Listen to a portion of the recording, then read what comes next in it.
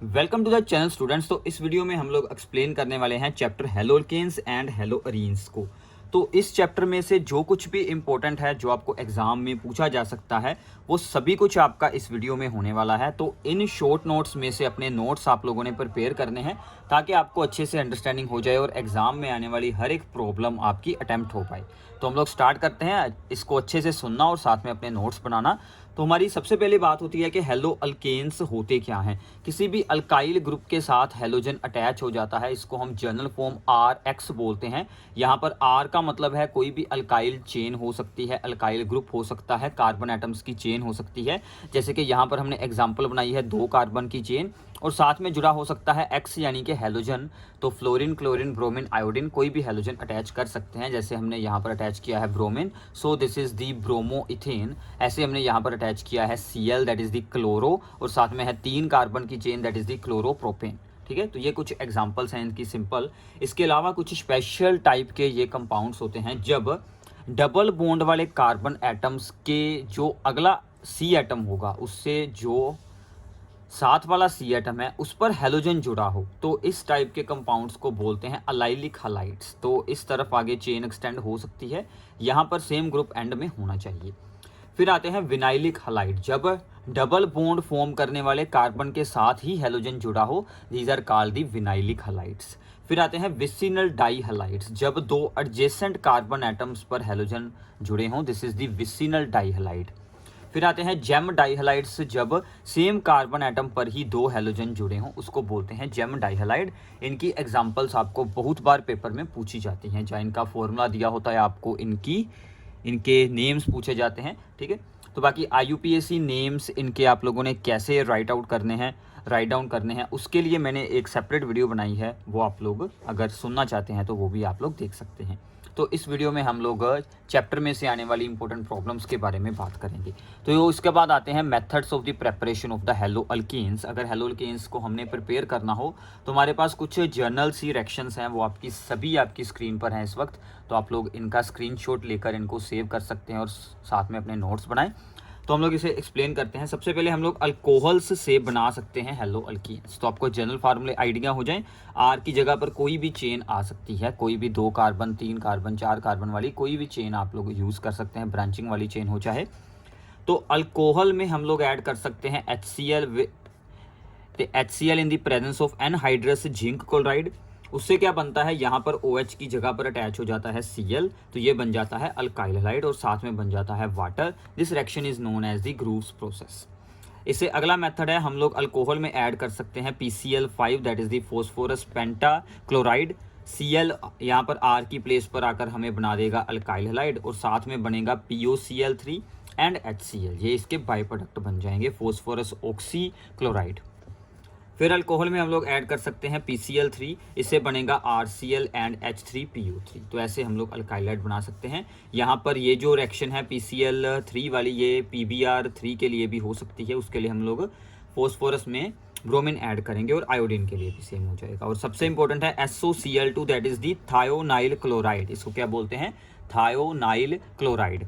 इसको अगर हम लोग अल्कोहल में ऐड करते हैं तो वहाँ से बन जाता है अल्काइल हैलाइड। साथ में बनती है सल्फर डाइऑक्साइड एंड HCl, दोनों ही गैसियस फॉर्म में एस्केप कर जाती हैं और हमें प्योर फॉर्म में अल्काइल हैलाइड मिल जाता है। इसीलिए इस मेथड को ज़्यादातर यूज़ किया जाता है। फिर आती है halogen exchange reaction. Halogen exchange में क्या मतलब है कि हमारे पास एक अल्काइल हैलाइड है, हमें उसका हेलोजन एक्सचेंज करना है। तो हम लोग नॉर्मली क्लोराइड्स और ब्रोमाइड्स को यूज़ कर उनकी जगह पर आयोडीन या फिर फ्लोरीन अटैच करते हैं। तो हमने RCl यूज़ किया है, अल्काइल क्लोराइड। इसमें हमने ऐड किया sodium iodide in the presence of acetone, तो आयोडीन Cl की जगह पर आ जाएगा और साथ में बन जाएगा NaCl। This reaction is known as the Finkelstein reaction. ऐसे ही इसमें हम लोग ऐड कर सकते हैं Hg2F2 या फिर AgF। ठीक है, इनमें से एक रीजेंट आप लोग यूज़ करेंगे, Cl रिप्लेस हो जाएगा विद दी फ्लोरीन और साथ में बन जाएगा Hg2Cl2 या फिर AgCl अगर हम इसको यूज़ करेंगे। So this reaction is known as the Swarts reaction. तो ऐसे कुछ रिएक्शंस के स्पेशल नेम्स हैं, वो आप लोगों ने याद रखने हैं। इसके बाद आती हैं इसमें हमारे पास एडिशन रिएक्शन। अगर हम लोग यहाँ पर एक अल्कीन यूज़ करते हैं, जैसे ये हमने यूज़ किया है यहाँ पर propene, so this is the propene. अगर हम लोग प्रोपीन में ऐड करते हैं HBr, अगर HBr ऐड करते हैं in without the presence of the peroxide तो क्या होगा, जो हाइड्रोजन है वो इन दो सी एटम में से जिसके पास ज़्यादा हाइड्रोजन है उसके पास जाएगा और ब्रोमीन जाएगा दूसरे सी के पास। तो इस तरह से हमारे पास क्या बन जाएगा, दिस इज़ दी 2 ब्रोमोप्रोपेन। ठीक है, ये क्या बन गया, 2 ब्रोमोप्रोपेन।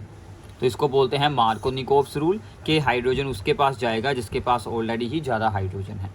इसके ऑपोजिट अगर हम इसमें ऐड कर देते हैं पर ऑक्साइड, तो पर ऑक्साइड के साथ ऑपोजिट एडिशन होगी, तो हाइड्रोजन जाएगा इस सी के पास और Br जाएगा इसके पास, तो Br इसके पास जाएगा इन द प्रेजेंस ऑफ द पर ऑक्साइड, तो ये बन जाएगा 1 ब्रोमोप्रोपेन।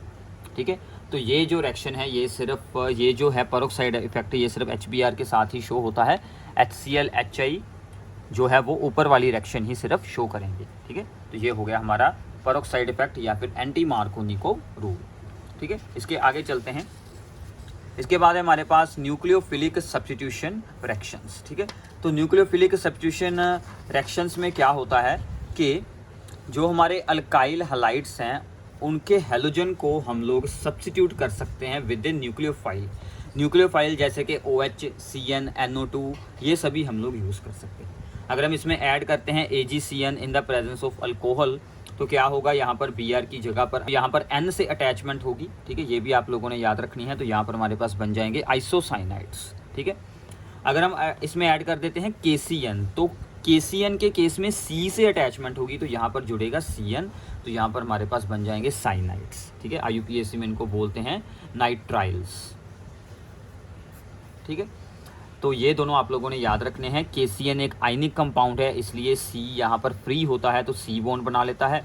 ये एक कोवलेंट कंपाउंड है तो C तो फ्री नहीं है इसलिए N को बॉन्ड फॉर्म करना पड़ता है, तो N C के साथ यहाँ पर बॉन्ड बनाता है। This is the isocyanides, this is the cyanides. Clear है अभी। सिमिलरली अगर हम ऐड करते हैं KNO2 तो KNO2 एक आयनिक कंपाउंड है तो ऑक्सीजन बॉन्ड बनाएगा यहाँ पर, तो ये वाला कंपाउंड बन जाएगा। These are the nitrites. ठीक है, तो अगर हम लोग ऐड करते हैं AgNO2 तो यहाँ पर N बॉन्ड बनाएगा बिकॉज ऑक्सीजन तो Ag के साथ ही जुड़ी होती है विद द कोवलेंट बॉन्ड, तो यहाँ पर बन जाते हैं हमारे पास नाइट्रो कंपाउंड्स। ठीक है, तो ऐसे आप लोग different type of nucleophilic substitution कर सकते हैं। ठीक है, इसके अलावा अगर हम इसमें ऐड करते हैं KOH एक्वस KOH की प्रेजेंस में अल्कोहल्स बन जाती हैं और हैलोजन को रिप्लेस कर OH अटैच होकर अल्कोहल बन जाती है। अब देखिए न्यूक्लियोफिलिक सब्स्टिट्यूशन के 2 मैकेनिज्म होते हैं, ये आप लोगों ने याद रखने हैं। These are the most important topic of this chapter. तो सबसे ज़्यादा इंपॉर्टेंट टॉपिक हमारा इस चैप्टर का यही रहने वाला है। तो सबसे पहले आता है यहाँ पर SN2 रिएक्शंस। तो SN2 में क्या है, जैसे मान लीजिए ये एक अल्काइल हैलाइड है, इसमें हमने न्यूक्लियोफाइल ऐड किया that is the OH ion, तो OH आयन Br की जगह पर खुद अटैच हो गया और Br आयन को अलग निकाल दिया। सो this is the nucleophilic substitution और अल्कोहल हमारे पास बन गई। इस रिएक्शन का अगर हम लोग रेट सोल्व करेंगे so rate of reaction is rate constant amount of that is the concentration of the alkyl halide into the concentration of the nucleophile. तो दोनों की ही कंसंट्रेशन पर रेट हमारा डिपेंड करता है। देयरफॉर इसकी पावर भी 1 है, इसकी पावर भी 1 है, तो टोटल ऑर्डर ऑफ रिएक्शन 2 बन जाता है। ठीक है, सो इसीलिए इसके ऊपर 2 लिखते हैं। SN2 का मतलब क्या है कि सेकेंड ऑर्डर रिएक्शन है। ठीक है, बाई मोलिक्यूलर है, इतना पता चल गया अभी। अब देखिए इसमें मैकेनिज्म क्या होता है, कैसे होता है कि किस तरह से OH इस पर अटैक करता है। तो OH यहाँ पर अटैक करेगा from the opposite side of the halogen. जिस साइड पर हैलोजन जुड़ा है उसके ऑपोजिट साइड से OH ने अप्रोच किया C एटम को। अब देखिए इस C एटम को अप्रोच करना है, ये जो CH2 वाला है इसके साथ 2 जुड़े थे हाइड्रोजन और एक जुड़ा था CH3। ये इस तरह से बॉन्ड बनाने का मतलब क्या है, this is the out of plane, this is the invert to the plane. ठीक है, तो ये इस तरह से हमने बॉन्ड यहाँ पर शो किए होते हैं बिकॉज इसकी टेट्राहेड्रल ज्योमेट्री है इसलिए। तो OH यहाँ पर अटैक करेगा इस साइड से, OH का बॉन्ड फॉर्म होना शुरू हो जाएगा तो Br का ब्रेक होना शुरू हो जाएगा। This is the intermediate state. ठीक है, तो बाद में Br यहाँ से अपना बॉन्ड ब्रेक कर अलग आयन फॉर्म कर लेगा और OH इसके साथ अपना कंप्लीट बॉन्ड फॉर्म कर इसके साथ अटैच हो जाएगा। सो यहाँ से हमें अल्कोहल मिल जाएगी। सो SN2 is the 1 step reaction, एक ही स्टेप में हो जाती है। अब देखिए यहाँ पर ऑर्डर ऑफ रिएक्टिविटी आप लोगों ने याद रखना है कि OH कितनी ईज़ के साथ C पर अटैक कर पाता है, तो उतनी ही ईज़ के साथ C पर अटैक कर पाएगा जितना इस C एटम के आसपास रश ना हो, यानी कि इसकी स्टेरिक हिंड्रेंस ना हुई हो। ठीक है। अगर यहाँ पर भी C एटम होता, उसके हाइड्रोजन होते, यहाँ पर भी C एटम होता, तो बहुत ही कम स्पेस थी, यानी कि बहुत ही कम चांसेस हो जाते हैं न्यूक्लियोफाइल के अटैक करने के। तो इसलिए CH3X यानी कि अगर सिर्फ एक ही कार्बन हो, बाकी सभी हाइड्रोजन जुड़े हों, तो उसकी रिएक्टिविटी सबसे ज़्यादा है due to the lowest steric hindrance. उसके आले दुआले कोई एटम खास है नहीं, इसलिए स्टेरिक हिंड्रेंस काफ़ी ज़्यादा कम रहेगी। अगर हम यूज़ करते हैं प्राइमरी, जो कि हमारी यही एग्जांपल है, तो उसमें उससे रिएक्टिविटी थोड़ी सी लो हो जाएगी, सेकेंडरी में उससे लो, थर्ड डिग्री में उससे लो, बिकॉज थर्ड डिग्री में कार्बन एटम की स्टेरिक हिंड्रेंस काफ़ी ज़्यादा हो जाती है, इसलिए हमें यहाँ पर ऐसा कुछ रिएक्टिविटी ऑर्डर देखने को मिलता है।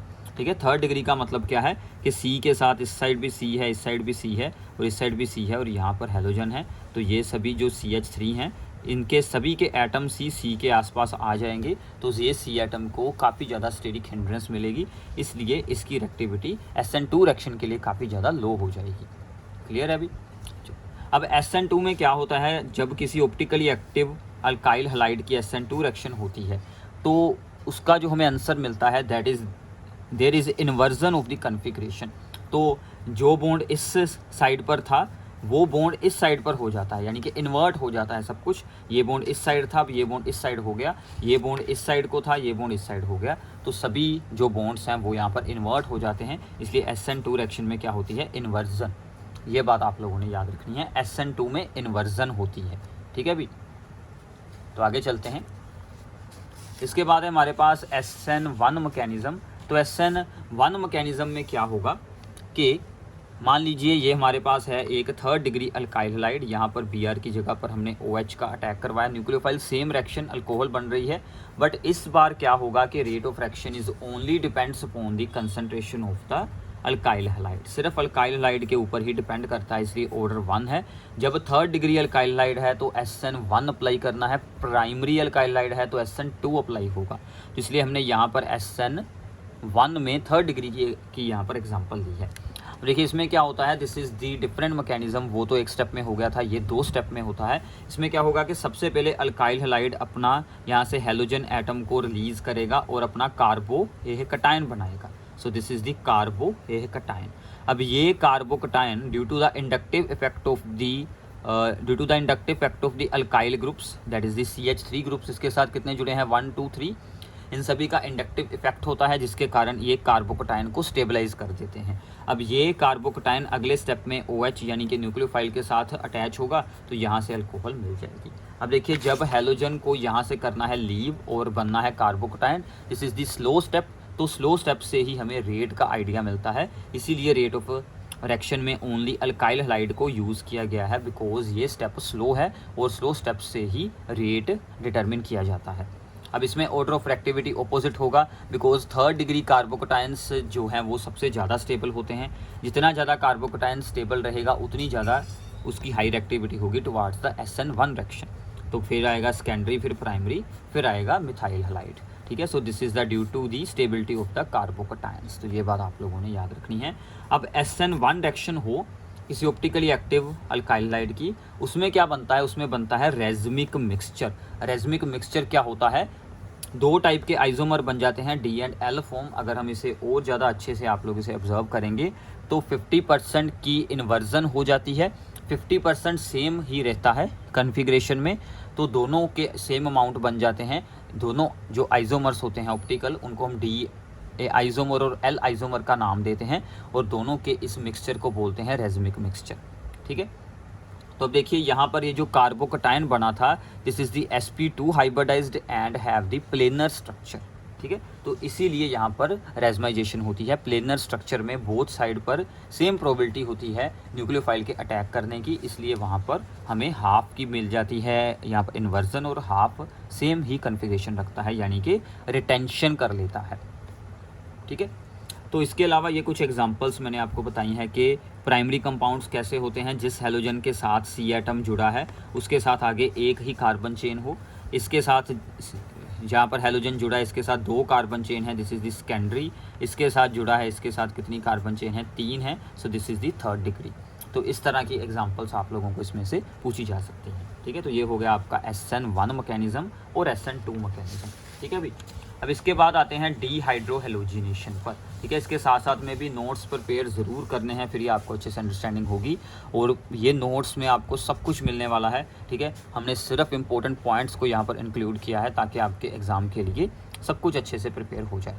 फिर आती है डीहाइड्रोहेलोजिनेशन रिएक्शन। इसमें क्या होती है, बीटा एलिमिनेशन। एलिमिनेशन यानी कि कुछ एलिमिनेट होगा। ये है अल्काइल हैलाइड, यहाँ से हैलोजन और दूसरा जो कार्बन है इसको बोलते हैं अल्फा कार्बन जिसके ऊपर हैलोजन है, और दूसरे कार्बन को बोलते हैं बीटा कार्बन। तो बीटा कार्बन से हाइड्रोजन जाएगा, यहाँ से हैलोजन जाएगा। क्यों जाएगा, अगर हम ऐड करेंगे KOH अल्कोहलिक, ठीक है, अल्कोहलिक सोल्यूशन ऑफ KOH। यहाँ पर अल्कोहलिक सोल्यूशन का मतलब क्या है कि हमने इथाइल अल्कोहल ऐड की है। तो आप लोग इथाइल अल्कोहल में NaOH या फिर KOH ऐड कर सकते हैं, इसको बोलते हैं अल्कोहलिक KOH। तो क्या होगा, यहाँ से हैलोजन और यहाँ से हाइड्रोजन जब यहाँ से एलिमिनेट होंगे तो यहाँ पर एक बॉन्ड और फॉर्म कर लेंगे ये दोनों। यहाँ पर क्या बच गया, CH2, यहाँ पर भी CH2। तो CH2 में डबल बॉन्ड बनाकर यहाँ से अल्कीन्स मिल जाएंगे। तो अगर हम लोग अल्काइल हैलाइड की एलिमिनेशन करवाते हैं तो अल्कीन्स बनते हैं। अगर हम अल्कीन्स में HBr ऐड कर दें तो Markovnikov rule, anti Markovnikov rule apply कर कर हमें अल्काइल हैलाइड मिल जाते हैं। तो ये उस रिएक्शन के ऑपोजिट है बिल्कुल, ठीक है। तो साथ में KBr और H2O वगैरह बन जाएंगे। जो यहाँ से Br आया था वो K के साथ जुड़ गया, जो यहाँ से हाइड्रोजन आया था वो OH के साथ अटैच हो गया। तो ऐसे आपको यहाँ से प्रोडक्ट्स मिल जाएंगे। अब इसमें एक और एग्जांपल करते हैं, दिस इज़ दी 2-ब्रोमोब्यूटेन। अब देखिए ये हो गया अल्फा कार्बन जिसके साथ जुड़ा है हैलोजन। अब देखो बीटा कार्बन के 2 ऑप्शन हैं, ये भी बीटा है और ये भी बीटा कार्बन है। अब यहाँ से भी हाइड्रोजन जा सकता है, यहाँ से भी जा सकता है। तो अगर मैं यहाँ से हाइड्रोजन को रिमूव करूँ तो ये आंसर बन जाएगा, यानी कि इस और इसमें बन जाएगा डबल बॉन्ड। ये दोनों ऐसे ही रहेंगे एक्सट्रीम पोजीशंस पर। अगर मैं यहाँ से हाइड्रोजन रिमूव करता हूँ तो इन दोनों में बनेगा डबल बॉन्ड, तो ये कुछ ऐसा बन जाएगा। अब देखिए जो अल्कीन मोर अल्काइलेटेड है, अब इस अल्कीन के डबल बॉन्ड के आसपास 1 और 2 अल्काइल ग्रुप हैं और इसके डबल बॉन्ड के आसपास एक ही अल्काइल ग्रुप है। तो जो मोर अल्काइलेटेड होता है, जिसके डबल बॉन्ड के पास आसपास ज़्यादा अल्काइल ग्रुप जुड़े हों, वो हमारा मेन प्रोडक्ट बनता है, मेजर प्रोडक्ट बनता है। This is known as the Saytzeff rule. ये सब कुछ हमें सेट-ज़ेफ रूल ने बताया था कि मोर अल्काइलेटेड अल्कीन्स आर मोर स्टेबल, ठीक है। तो इसी तरह ये हो गई हमारी डीहाइड्रोहेलोजिनेशन। तो इसमें आप लोगों ने चेक करना है कि मोर अल्काइलेटेड अल्कीन ज़्यादा स्टेबल होता है तो वो उसकी ईज़ ऑफ फॉर्मेशन ज़्यादा रहेगी, ठीक है। तो इसके बाद आती है वुड्स रिएक्शन। तो वुड्स रिएक्शन में क्या होता है कि हम लोग अल्काइल हैलाइड में ऐड करते हैं sodium in the presence of the dry ether. तो सोडियम ऐड करेंगे तो सोडियम यहाँ पर अल्काइल हैलाइड के 2 मॉलिक्यूल्स यूज़ होंगे, तो वो दोनों के हैलोजन अपने साथ जोड़कर 2NaCl बनाएगा, ठीक है, 2NaX, और दोनों के अल्काइल ग्रुप्स को आपस में ज्वाइन कर देगा। तो यहाँ पर RR यानी कि एक सिंपल अल्केन बन जाएगा, दोनों के अल्काइल ग्रुप्स आपस में जोड़ देता है। जैसे मान लीजिए हमने इसमें यहाँ पर ऐड किया, दिस इज़ दी CH3Br, इसके 2 मॉलिक्यूल यूज़ होंगे सोडियम एंड हमने ऐड कर दिया ड्राई ईथर। अब दोनों के अल्काइल ग्रुप यानी कि CH3 आपस में जुड़कर क्या बन जाएगा, इथेन बन जाएगा। तो इसके साथ आप लोग इवन नंबर कार्बन चेन वाले अल्केन्स बना सकते हैं, यानी कि 2 कार्बन, 4 कार्बन, 6 कार्बन, 8 कार्बन वाली चेन्स ऑफ अल्केन्स को आप लोग इससे बना सकते हैं, ठीक है।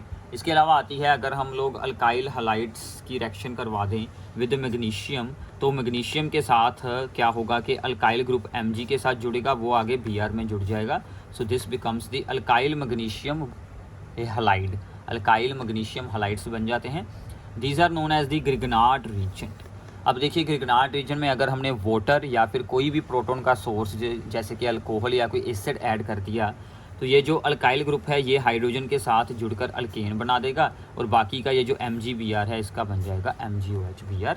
तो ऐसे ग्रिगनार्ड रीजन को भी अल्केन्स में चेंज कर सकते हैं, ठीक है। तो यहीं पर आप लोगों ने याद रखना है कि C और Mg का बॉन्ड जो है यहाँ पर, ठीक है, यहाँ पर अल्काइल ग्रुप और Mg का bond that is the covalent but highly polar bond होता है, इसीलिए उसमें H2O ऐड होते ही वो यहाँ से ब्रेक होकर अपना अल्केन अलग से बना लेता है। और ग्रिगनार्ड रीजन की रिएक्शंस को इसीलिए एनहाइड्रस कंडीशंस में किया जाता है, because in the presence of water it changes to the alkane, ठीक है, वो अपना अल्केन बना सकता है इसीलिए, ठीक है। अभी तो इसके आगे चलते हैं।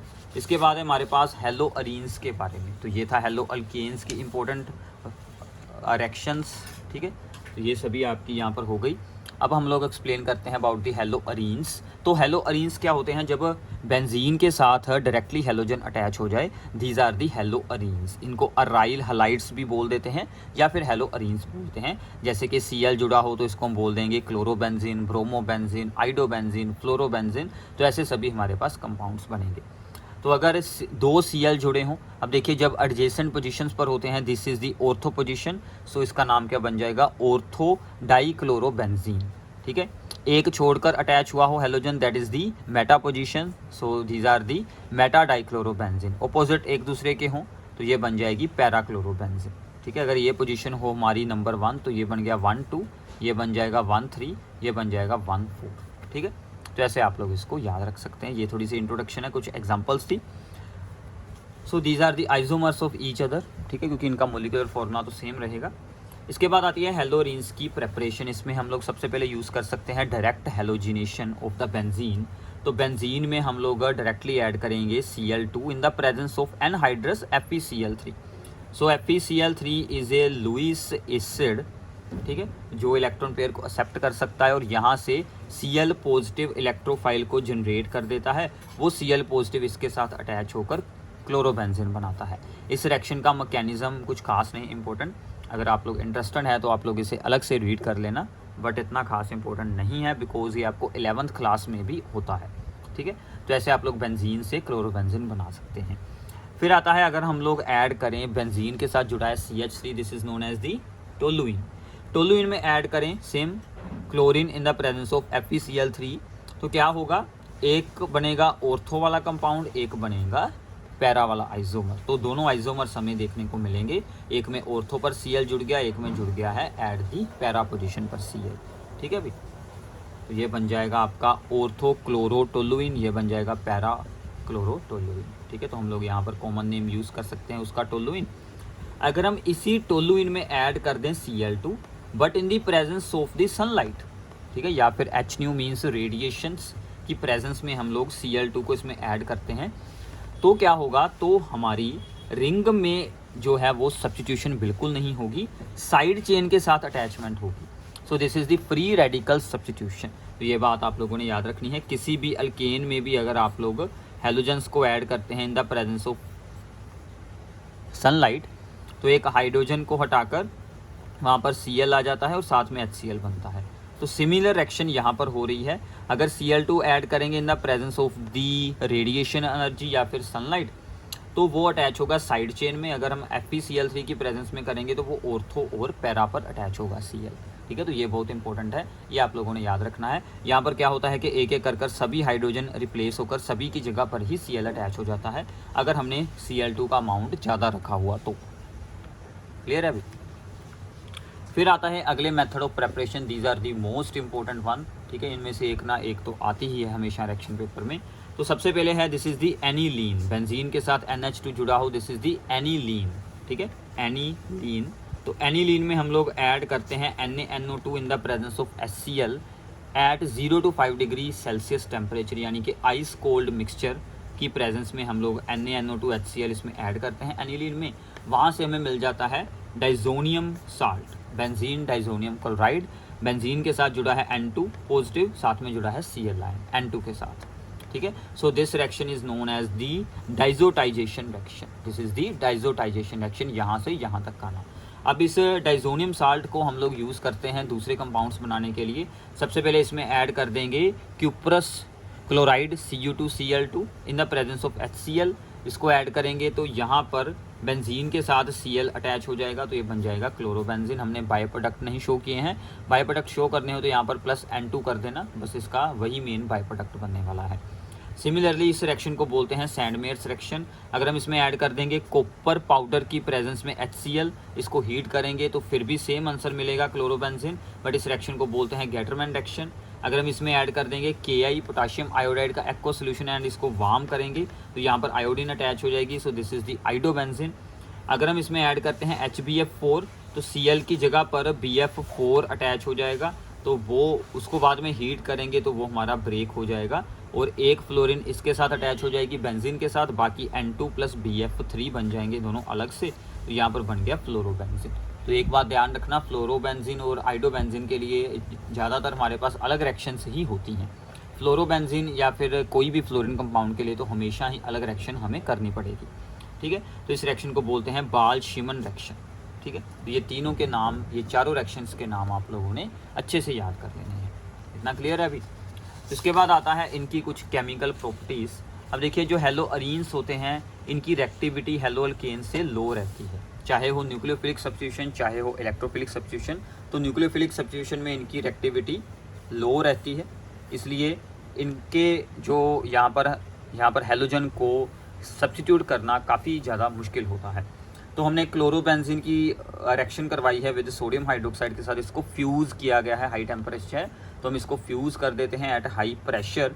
तो क्या होता है, यहाँ से ONA यानी कि ऑक्सीजन जाकर Cl को कर देता है सब्स्टिट्यूट, तो ONA यहाँ पर अटैच हो जाता है बेंजीन के साथ। This is known as the sodium phenoxide, sodium phenoxide, ठीक है। फिनोल का हमने क्या बना दिया, फिनो ऑक्साइड। इसमें हमने कोई भी एसिड ऐड करना है या फिर कोई भी हमने डिल्यूट एसिड ऐड कर दिया, वहाँ से H पॉजिटिव Na को रिप्लेस कर हमें अल्कोहल बना देगा। क्लोरोबेंजीन से हम लोग बना सकते हैं फिनोल, ठीक है, बाय दी डोज प्रोसेस, ठीक है। ये बन गई हमारी phenol. So this is the phenol. इतना क्लियर है अभी। तो अगर हमें इसकी रिएक्टिविटी इंक्रीज करनी हो क्लोरोबेंजीन की, तो हम इसके साथ जोड़ देते हैं कोई भी इलेक्ट्रॉन विदड्रॉइंग ग्रुप, जो इलेक्ट्रॉन अपनी तरफ अट्रैक्ट करते हो, जैसे कि NO2 हो गया या फिर हेलोजन्स हो गए। इसको ऑर्थो और पैरा पोजीशन पर हम लोग अटैच कर देंगे। जैसे हमने यहाँ पर अटैच कर दिया at the para position NO2, तो अब हम इसको लो टेम्परेचर पर भी हीट कर चेंज कर सकते हैं, यानी कि रिएक्टिविटी हाई हो गई। अगर हमने दोनों ऑर्थो और पैरा पोजीशन पर NO2 अटैच कर दिए तो अब ये काफ़ी ज़्यादा रिएक्टिव हो जाएगा कि जस्ट इसमें आप लोग H2 ऐड करेंगे, इसको हल्का सा वार्म करेंगे तो यहाँ से Cl की जगह पर OH आ जाएगा, ठीक है। अब देखिए, आप लोगों के लिए एक छोटा सा होमवर्क है, इस कंपाउंड का नाम आप लोगों ने मुझे कमेंट बॉक्स में बताना है, ठीक है। तो इसका IUPAC नेम भी आप लोगों ने बताना है और इसका एक कॉमन नेम होता है वो भी आप लोगों ने बताना है। तो आप लोगों ने सुना होगा वो नेम, ठीक है, तो वो आप लोगों ने ज़रूर नीचे कमेंट करना है, ठीक है भी। इसका नेम ज़रूर बताइएगा। अगर आप लोग सुन रहे हैं अच्छे से तो आप लोग इसका नेम ज़रूर बताएंगे, आई होप। तो आगे है कि Wurtz Fittig reaction. Wurtz Fittig के पहले हमने की थी वुड्स रिएक्शन, जिसमें कि सोडियम ऐड किया था। इसमें भी सोडियम ही ऐड करेंगे, बट अब यहाँ पर एक होगा अल्काइल हलाइड, एक होगा यहाँ पर हमारे पास अराइल हलाइड, यानी कि ब्रोमोबेंजीन, एक है ब्रोमोमीथेन। होगा क्या, सोडियम दोनों ब्रोमीन को अपने साथ जोड़ लेगा और इस अल्काइल ग्रुप और इस बेंजीन रिंग को आपस में जोड़ देगा, तो ये बन गया हमारे पास टोलुइन, साथ में NaBr, ठीक है। और सिमिलरली अगर हम दोनों साइड पर ही रख लेते हैं यहाँ पर हमारे अराइल हलाइड्स, तो इसको बोलते हैं Fittig reaction. So this is the Fittig reaction, ठीक है। ये ऊपर वाली है Wurtz Fittig, so this is the Fittig reaction. दोनों साइड ही हमने यहाँ पर यूज़ कर लिए क्लोरोबेंजीन, तो दोनों बेंजीन रिंग आपस में अटैच हो जाएंगी, तो ये हमारे पास बन जाएगा बाईफिनाइल या फिर डाईफिनाइल, ठीक है। इतना क्लियर हो गया अभी। अब इसके बाद आती हैं इनकी इलेक्ट्रोफिलिक सब्स्टिट्यूशन। जब भी कोई इलेक्ट्रोफाइल आएगा वो हमेशा ऑर्थो और पैरा पोजीशन पर ही आकर अटैच होगा, क्योंकि ऑर्थो पैरा पोजीशंस पर इलेक्ट्रॉन्स की डेंसिटी हायर होती है। इसका अगर आप लोगों ने प्रूफ देना हो तो आप इसकी रेजोनेंस स्ट्रक्चर को बना सकते हैं। रेजोनेंस स्ट्रक्चर के लिए मैं एक सेपरेट वीडियो बना दूंगा, अगर आपको ना आती हो तो आप लोग उसे सुन लेना, ठीक है। तो इसमें ऐड करेंगे Cl2 in the presence of anhydrous aluminium chloride. Anhydrous जैसे हमने यूज़ किया था FeCl3, वैसे ही है यहाँ पर एनहाइड्रस एल्यूमिनियम क्लोराइड। तो एक Cl ऑर्थो पर भी अटैच हो सकता है या फिर अटैच हो सकता है एट दी पैरा पोजीशन, और यहाँ पर हमारे पास जो है वो para products are the major product, because यहाँ पर स्टेरिक हिंड्रेंस लो होती है दैन दी ऑर्थो। ऑर्थो में दोनों हेलोजन एक दूसरे के पास हैं, तो स्टेरिक हिंड्रेंस हायर रहने के चांसेस हैं। सिमिलरली हम इसमें ऐड कर सकते हैं कंसनट्रेटेड HNO3 और concentrated H2SO4। This is known as the nitration. यहाँ से NO2 आएगा और NO2 ऑर्थो और पैरा पोजीशन वाले आइसोमर्स बना लेगा, ठीक है अभी। तो ऐसे इनकी होती हैं इलेक्ट्रोफिलिक सब्स्टिट्यूशन। इतना क्लियर है। एक दो रिएक्शंस और हैं इसी में ही, ठीक है, वो काफ़ी ज़्यादा इंपॉर्टेंट है, that is the Friedel craft reaction, ठीक है। अब देखिए, फ्रीडल क्राफ्ट की रिएक्शंस दो टाइप की हैं, एक है अल्काइलेशन, एक है असाइलेशन। अल्काइलेशन में उसने क्या बताया कि अगर हम लोग अल्काइल हलाइड को ऐड करते हैं, जैसे कि क्लोरोमीथेन को ऐड करते हैं इन the presence of anhydrous aluminium chloride, तो ये ऑर्थो और पैरा पर अटैच होकर दोनों ही प्रोडक्ट हमें बना देगा। ये बन जाएगा ऑर्थोक्लोरोटोलुइन, ये बन जाएगा पैराक्लोरोटोलुइन। अगर हम इसमें ऐड करते हैं यहाँ से अस्टाइल क्लोराइड या फिर एसिड क्लोराइड CH3COCl, ये जो CH3CO ग्रुप है this is the acyl group, ठीक है। CH3CO ग्रुप को क्या बोलते हैं, असाइल ग्रुप, ठीक है, ये इनके कॉमन नेम्स हैं। तो असाइल ग्रुप का ये जो C है वो ऑर्थो और पैरा पोजीशन पर जाकर अपने बॉन्ड्स बना लेगा, CO से बॉन्ड्स बनने वाले हैं। सो इस तरह से सभी जो यहाँ पर इलेक्ट्रोफिलिक सब्स्टिट्यूशन है उनमें एक जैसी रिएक्शंस ही हमारे पास चलती हैं, ठीक है अभी। इसके बाद कुछ रीजनिंग चीज़ें इस चैप्टर में से जो कुछ आपको पूछा जा सकता है वो आप लोगों ने बच्चे से सुन लेना है। सबसे पहला है कि haloarenes are less reactive than haloalkanes because CCl bond जो होता है हेलोअरीन्स में, ये जो Cl और बेंजीन रिंग का बॉन्ड होता है, ठीक है, ये स्ट्रॉन्ग हो जाता है। इसमें आता है पार्शियल डबल बॉन्ड करैक्टर, ये भी आप लोग रेजोनेंस से प्रूफ कर सकते हैं। इसकी रेजोनेंस स्ट्रक्चर में आप लोग क्या देखेंगे कि यहाँ पर पार्शियल डबल बॉन्ड बिहेवियर आ गया है, इसलिए ये बॉन्ड स्ट्रॉन्ग है, तो इसको ब्रेक करना डिफिकल्ट है। दूसरा क्या है कि sp2 हाइब्रिडाइज्ड C एटम होता है। sp2 हाइब्रिडाइज्ड C एटम की जो इलेक्ट्रो नेगेटिविटी हायर होती है, जिसके कारण के बॉन्ड शॉर्ट हो जाता है, वो स्ट्रॉन्ग हो जाता है, ठीक है।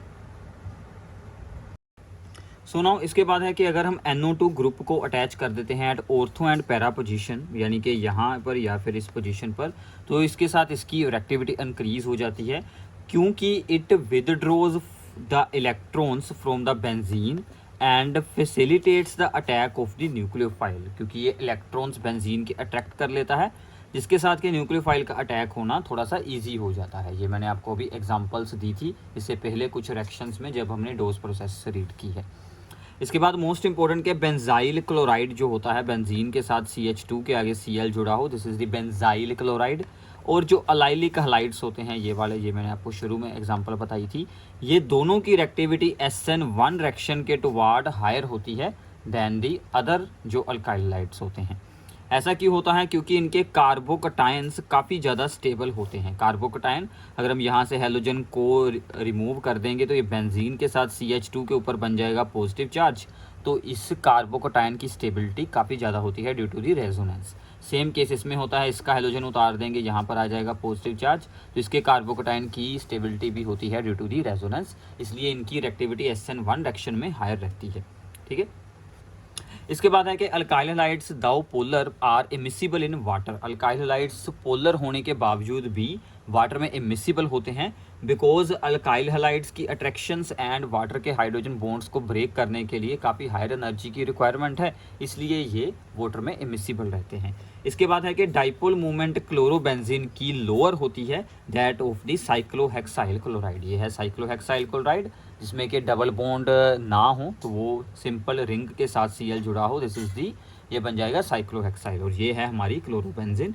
इसकी डाइपोल मूवमेंट लोअर है because this carbon atom is sp2 hybridised, और sp2 हाइब्रिडाइज्ड ये जो कार्बन एटम है इसकी इलेक्ट्रो नेगेटिविटी हायर होती है, जिसके कारण ये इलेक्ट्रॉन्स को अपनी तरफ अट्रैक्ट करके रखता है, जिसके कारण बॉन्ड की पोलैरिटी लो हो जाती है और इसके कारण डाइपोल मूवमेंट भी लो हो जाती है, ठीक है अभी। इसके बाद आता है कि इलेक्ट्रोफिलिक सब्स्टिट्यूशन जो होती है हेलोअरीन्स में, जो हमने पीछे रिएक्शंस की थी, NO2 ज्वाइन किया था, Cl जोड़ा था, या फिर फ्रीडल क्राफ्ट रिएक्शंस की थी, वो सभी इलेक्ट्रोफिलिक सब्स्टिट्यूशन थी। वो रिएक्शन जो है वो हेलोअरीन्स में स्लो होती हैं देन दी बेंजीन। बेंजीन में वो स्पीड से हो जाती हैं, हेलोअरीन्स में स्लो होती हैं, क्योंकि हेलोजन जो जुड़ा है उसका -I इफेक्ट होता है, जो कि रिंग को थोड़ा सा डीएक्टिवेट कर देता है, ठीक है। सो विच withdraw electron from the ring and somewhat deactivated as compared to the benzene, इसलिए रिंग थोड़ी सी डीएक्टिवेट रहती है as compared to the benzene, इसलिए इलेक्ट्रोफिलिक सब्स्टिट्यूशन का रेट स्लो हो जाता है। इसके बाद है कि increasing order of the melting points and boiling point. अगर हम आइसोमर्स जो होते हैं वो जो हमारे यहाँ पर डाई हेलोबेंजीन के, उसमें अगर हम लोग बात करें तो पैराक्लोरोबेंजीन का मेल्टिंग पॉइंट सबसे हायर रहेगा। उसके बाद ऑर्थोक्लोरोबेंजीन जो होता है, ऑर्थो डाइक्लोरोबेंजीन, फिर आता है हमारे पास मेटा डाइक्लोरोबेंजीन। इनकी स्ट्रक्चर मैंने शुरू में ही आपको बता दी थी, वही सेम स्ट्रक्चर यहाँ पर आएंगी। तो पैरा डाइक्लोरोबेंजीन की सिमेट्रिकल स्ट्रक्चर है, क्योंकि दोनों हेलोजन एक दूसरे के ऑपोजिट जुड़े होते हैं, ठीक है, रिंग में, तो ऑपोजिट होने के कारण इनकी अच्छे से क्लोज पैकिंग हो जाती है, इसके कारण इसका मेल्टिंग पॉइंट हायर रहता है। ऑर्थो में इससे लो रहेगा क्योंकि यहाँ पर होती हैं स्ट्रॉन्ग डाइपोल डाइपोल इंट्रैक्शन, क्योंकि इनकी क्लोज पैकिंग तो अच्छे से होगी नहीं, बट इनमें जो है वो डाइपोल डाइपोल इंट्रैक्शन काफ़ी स्ट्रॉन्ग होती हैं एक मॉलिक्यूल की दूसरे मॉलिक्यूल के साथ। और मेटा डाइक्लोरोबेंजीन में दोनों चीज़ें ही ना होने के कारण उसका मेल्टिंग पॉइंट लो रहता है। ठीक है, तो ये भी आप लोगों ने याद रखना है। इसके बाद आता है कि decreasing order of the boiling point. Boiling point जितनी स्ट्रेट चेन होगी, जैसी जितना जो चेन का साइज़ होगा, यहाँ पर चेन के साइज़ के साथ बॉइलिंग पॉइंट इंक्रीज़ करेगा due to surface area increase हो जाएगा। स्ट्रेट चेन का सरफेस एरिया ज़्यादा होता है देन दी ब्रांच्ड चेन, इसलिए जहाँ पर जो है वो अट्रैक्शंस स्ट्रॉन्ग हो जाएंगी सरफेस एरिया इंक्रीज़ होने के कारण, और बॉइलिंग पॉइंट इंक्रीज़ हो जाएगा। तो यहाँ पर है एन ब्यूटाइल ब्रोमाइड, इसका बॉइलिंग पॉइंट सबसे ज़्यादा होगा। फिर है आइसो ब्यूटाइल ब्रोमाइड यानी कि 2 ब्रोमो ब्यूटेन, इसका लो होगा बॉइलिंग पॉइंट। और या फिर है हमारे पास टर्ट ब्यूटाइल ब्रोमाइड, इसका बॉइलिंग पॉइंट सबसे लो होगा क्योंकि इसमें ब्रांचिंग ज़्यादा हुई है। स्ट्रेट चेन सिर्फ 3 एटम की है, यहाँ पर 4 एटम के साथ एक जुड़ा है हैलोजन, और यहाँ पर सभी के सभी स्ट्रेट चेन में है, इसलिए इसका सरफेस एरिया सबसे ज़्यादा है और इसका बॉइलिंग पॉइंट सबसे हायर रहेगा। ठीक है, फिर आते हैं कुछ examples decreasing order towards the SN1। SN1 में हमने देखा था कि 3rd डिग्री सबसे हाई एक्टिविटी, फिर 2 डिग्री, फिर 1 डिग्री, फिर आएगा सिंपल मिथाइल यहाँ पर हलाइड। ठीक है, तो जैसे ये है हमारा एक 3rd डिग्री, ऐसी भी आपको स्ट्रक्चर दी जाती है। यहाँ पर एक C एटम है, उसके साथ जुड़ा है Cl, एक C एटम इस तरफ, एक C एटम इस तरफ, एक C एटम इस तरफ, सो this is the 3rd degree. यहाँ पर Cl जुड़ा है, इसके साथ एक चेन इस तरफ है, एक चेन इस तरफ है, so this is the 2 degree. यहाँ पर जुड़ा है Cl इस C एटम के साथ, और इसके साथ आगे एक चेन है, ये सारी की सारी, so this is the primary. So इस तरह से इनका डिक्रीजिंग ऑर्डर ऑफ रिएक्टिविटी हो जाएगा toward the SN1 direction. Similarly अगर C जिसके साथ Br जुड़ा है उसके साथ 2 बेंजीन रिंग्स आ जाएं, ये दोनों C6H5 क्या है, बेंजीन रिंग्स, तो इसकी रिएक्टिविटी टुवार्ड्स SN1 काफ़ी ज़्यादा हो जाती है क्योंकि कार्बोकटायन को बेंजीन रिंग स्टेबलाइज कर देती है। अगर एक साइड पर बेंजीन है CH के, ये CH बीच में है, इसके साथ जुड़ा है Br, एक साइड पर है बेंजीन, एक साइड पर है CH3, इसकी रिएक्टिविटी इससे लो रहेगी, चाहे दोनों सेकेंडरी हैं, बट इसमें दोनों बेंजीन रिंग होने के कारण ज़्यादा स्टेबिलिटी हो जानी थी कार्बोकटायन की, इसकी उससे लो रहेगी। और ये है सिंपल हमारा बेंजाइल क्लोराइड, जब बेंजीन के साथ CH2 के साथ Br है तो कुछ ऐसी स्ट्रक्चर्स हमें देखने को मिलती हैं। तो ये CH है, अगर इस साइड भी हमने बेंजीन लगा दी, यहाँ पर हाइड्रोजन है और यहाँ पर ब्रोमीन है, तो ये सबसे ज़्यादा एक्टिव रहने वाला है कंपाउंड, ये इसकी स्ट्रक्चर्स है। ठीक है, अभी फिर आता है decreasing order towards the SN2 reaction. SN2 में मिथाइल हैलाइड्स की रिएक्टिविटी सबसे ज़्यादा है, फिर आएगा प्राइमरी, फिर सेकेंडरी, फिर 3rd डिग्री की सबसे कम होगी। तो ऐसी कुछ एग्जांपल हमने यहाँ पर बनाई है। 1 ब्रोमोब्यूटेन की सबसे हाई रिएक्टिविटी, फिर 2 ब्रोमोब्यूटेन, और फिर 2 ब्रोमो 2 मिथाइल प्रोपेन, ये होगा 3rd डिग्री, ये 2 डिग्री, ये 1 डिग्री। इनकी स्ट्रक्चर्स आप लोगों ने खुद बनाकर देखनी है तो आपको अच्छे से आइडिया हो जाएगा। ठीक है, अभी तो ऐसे आप लोग इसे एक्सप्लेन कर सकते हैं। इसके बाद आता है ईज ऑफ डीहाइड्रोहेलोजिनेशन। तो मैंने आपको बताया था डीहाइड्रोहेलोजिनेशन में आप लोगों ने चेक करना है कि किसका मोर अल्काइलेटेड अल्कीन बनता है। अब देखिए, अगर मैं यहाँ से अल्कीन बनाऊँ तो इसके आसपास एक alkyl group, 2 alkyl group, 3 alkyl group, so इसके आसपास 3 अल्काइल ग्रुप हैं, इसके आसपास 2 अल्काइल ग्रुप हैं, और इसके आसपास तो एक ही अल्काइल ग्रुप होगा। सो इसलिए इसकी ईज ऑफ फॉर्मेशन सबसे हायर, बिकॉज मोर अल्काइलेटेड अल्कीन, इसके बाद इसकी और इसके बाद इसकी। तो ऐसे आप लोग डीहाइड्रोहेलोजिनेशन में सेड्स ऑफ रूल अप्लाई कर इसको चेक कर सकते हैं। ठीक है, तो ये कुछ एग्जांपल्स आप लोग सोल्व करेंगे तो ही आप लोगों को अच्छे से आने वाली हैं, इसको प्लीज़ साथ में सोल्व करते जाइए। तो कुछ और एग्जांपल्स डीहाइड्रोहेलोजिनेशन की, जैसे अगर कोई ऐसा कंपाउंड हो उसमें भी डीहाइड्रोहेलोजिनेशन सेम करनी है, यहाँ से हेलोजन, यहाँ से हाइड्रोजन जाएगा, तो ऐसा कुछ आपको यहाँ से कंपाउंड मिल जाएगा। ठीक है, सो इस कंपाउंड का अगर आप लोग यहाँ पर IUPAC नेम देखेंगे तो ये क्या बनेगा, 2 साइक्लोहेक्साइल, यहाँ पर क्या बनेगा, क्लोरोइथेन। ठीक है, 2 साइक्लोहेक्साइल क्लोरोइथेन। ठीक है भी, तो अगर सेम कार्बन पर ही हेलोजन हो और Br यहाँ पर CH3 भी जुड़ा हो तो यहाँ से जाएगा Br इस कार्बन का। अब हाइड्रोजन या तो यहाँ से जा सकता है या फिर यहाँ से या फिर यहाँ से, तो ये दोनों पोजीशन तो एक जैसी हैं, तो यहीं से जाएगा या फिर यहाँ से जाएगा, क्योंकि इसके साथ बनेगा मोर अल्काइलेटेड अल्कीन। अगर हमने यहाँ से रिमूव कर हाइड्रोजन यहाँ पर बनाया है डबल बॉन्ड, तो यहाँ पर देखिए एक अल्काइल ग्रुप, 2 अल्काइल ग्रुप और 3 अल्काइल ग्रुप, ठीक है। 3 अल्काइल ग्रुप वाला ये हमारा मेजर प्रोडक्ट बनेगा। इसके अलावा दूसरा ऑप्शन ये वाला था कि हम लोग यहाँ से करते रिमूव हाइड्रोजन, तो यहाँ पर 2 बॉन्ड बन जाते हैं इन दोनों में, तो ऐसा कुछ अल्कीन हमें देखने को मिलता। सो this is the minor product because इसके आसपास 2 ही अल्काइल ग्रुप हैं, ठीक है। तो सेट्ज़ रूल ऐसे अप्लाई करते हैं। अब इसके अलावा कुछ और छोटी छोटी इंपॉर्टेंट बातें हैं कि डाइपोल मोमेंट क्लोरोमीथेन की फ्लोरोमीथेन से हायर होती हैं, बट एक्सपेक्टेड था कि फ्लोरोमीथेन की हायर रहेगी और डाउन द ग्रुप जाएंगे तो डिक्रीज़ होगी, बट क्लोरोमीथेन की हायर होती है बिकॉज फ्लोरीन का साइज़ बहुत छोटा है और वो काफ़ी ज़्यादा हाई इलेक्ट्रो नेगेटिव होता है, और इसीलिए CF बॉन्ड हमारा शॉर्ट हो जाता है, जिसके कारण कि उसकी जो डाइपोल मोमेंट वो डिक्रीज़ हो जाती है, ठीक है। इसके बाद है कि जो होती है chloroform, that is the CHCl3, इसको अगर हम एयर और सनलाइट की प्रेजेंस में रख दें तो ये ऑक्सीजन के साथ रिएक्ट होकर एक जहरीली गैस बना लेती है COCl2, that is the phosgene gas, ठीक है। इसलिए इसको हमने डार्क बोटल्स में स्टोर कर कर रखना होता है, ठीक है भी। तो इसके अलावा हम कुछ यहाँ पर स्टीरियोकेमिस्ट्री की टर्म्स को एक्सप्लेन करेंगे, वो भी आपके लिए काफ़ी ज़्यादा इंपॉर्टेंट है। सो स्टीरियोकेमिस्ट्री की कुछ टर्म्स हैं कि ऑप्टिकली एक्टिव सब्सटेंस क्या होते हैं जो प्लेन ऑफ पोलराइज्ड लाइट को रोटेट कर देते हैं, उनको बोलते हैं ऑप्टिकल एक्टिव सब्सटेंसेस। ये 2 तरह के आइसोमर्स होते हैं, डेक्स्ट्रो रोटेटरी एंड लेवो रोटेटरी, ठीक है। इन दोनों आइसोमर्स को बोलते हैं ऑप्टिकल आइसोमर्स, ठीक है। किसी सब्सटेंस में ऑप्टिकल एक्टिविटी होगी अगर वो मॉलिक्यूल होगा यहाँ पर कायरल मॉलिक्यूल। इसका मतलब है कि उसकी मिरर इमेज उसके ऊपर नॉट सुपर इम्पोजेबल हो, नॉन सुपर इम्पोजेबल हो उसकी मिरर इमेज, तो वो बन जाएगा यहाँ पर एक कायरल मॉलिक्यूल, तो वो ऑप्टिकल एक्टिव अपने आप हो जाएगा। और इसकी पहचान क्या है कि किसी भी ऑप्टिकली एक्टिव मॉलिक्यूल के अंदर एक एटलीस्ट ऐसी कार्बन ज़रूर होगी जिसके साथ 4 डिफरेंट ग्रुप्स जुड़े हों, that is called the chiral carbon.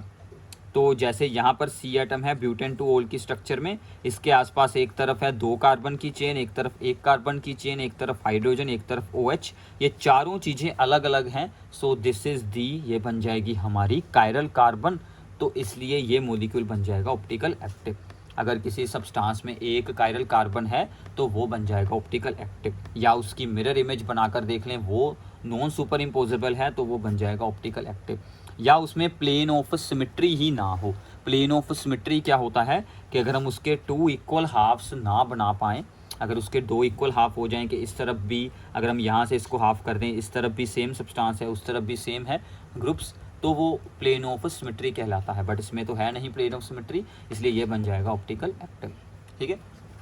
अब देखिए किसी सब्सटेंस की जो मिरर इमेजेस के 2 आइसोमर्स बन सकते हैं, ठीक है, जो दोनों स्टीरियो आइसोमर्स होते हैं, जो दोनों एक दूसरे की मिरर इमेजेस हों, एक सब्सटेंस के 2 आइसोमर जो एक दूसरे की non super imposable mirror images हों, उनको बोलते हैं इनैंशियोमर्स, ठीक है। इनकी डेफिनेशन याद कर लेना। इनैंशियोमर्स में से एक होगा D आइसोमर, एक होगा L आइसोमर, ठीक है। इनैंशियोमर्स की केमिकल प्रॉपर्टीज़ एक तरह की होती हैं, फिजिकल प्रॉपर्टीज़ भी एक तरह की होती हैं, बस वो ऑप्टिकल एक्टिविटी यानी कि प्लेन पोलराइज्ड लाइट को डिफरेंट डायरेक्शन में रोटेट करते हैं, बाकी सब कुछ सेम होता है। इनैंशियोमर्स के ही इक्वल मिक्सचर, D और L आइसोमर्स के इक्वल मिक्सचर को हम लोग क्या बोलते हैं, रेज़मिक मिक्सचर, जो मैंने आपको पहले भी बताया था कि SN1 डायरेक्शन में बनता है रेज़मिक मिक्सचर, SN2 में होती है इन्वर्जन ऑफ द कन्फिग्रेशन, ठीक है। तो अगर हमारे पास रेज़मिक मिक्सचर दिया है, हमने D एंड L फॉर्म्स को वहाँ से सेपरेट करना है, इस प्रोसेस को बोलते हैं रीसोल्यूशन करना। ये काफ़ी डिफ़िकल्ट होता है, ठीक है। तो बाकी आगे आप लोगों को मैंने पहले ही बता दिया था कि SN1 डायरेक्शन में जो है वो कार्बोकटायन एक प्लेनर स्ट्रक्चर में होता है, तो बोथ साइड से अटैक कर सकता है न्यूक्लियोफाइल, तो हाफ की हो जाती है यहाँ पर इन्वर्जन और हाफ की हो जाती है रिटेंशन, तो दोनों को ज्वाइन कर कर क्या बन जाता है रेज़मिक मिक्सचर। और SN2 डायरेक्शन में क्या होती है, इन्वर्जन ऑफ द कन्फिग्रेशन। तो SN2 डायरेक्शन में जब अटैक होता है तो ये जो बॉन्ड इस तरफ था, ये बॉन्ड जो है वो यहाँ पर आ जाएगा, ये CH3 का बॉन्ड इस तरफ है, ये बॉन्ड उस तरफ चला जाएगा, इस तरफ का बॉन्ड जो है वो इस तरफ बन जाएगा और इस तरफ का बॉन्ड उस तरफ बन जाएगा। जैसे अम्ब्रेला होता है, पहले ऐसे ओपन है, बाद में ऐसे ओपन हो जाएगा, ठीक है, अपोजिट साइड में सभी बॉन्ड हो जाएंगे, तो इसको बोलते हैं इन्वर्जन ऑफ कन्फिग्रेशन। ये SN2 में होती है, ठीक है। तो ये था आपके लिए chapter haloalkanes and हेलोरीन्स। I hope कि आपको अच्छे से अंडरस्टैंडिंग हो गई होगी। इस वीडियो को अपने सभी फ्रेंड्स के साथ शेयर करना और चैनल को सब्सक्राइब कर लेना। ऐसी और वीडियोज़ आपको हमारे चैनल पर मिलती रहेंगी।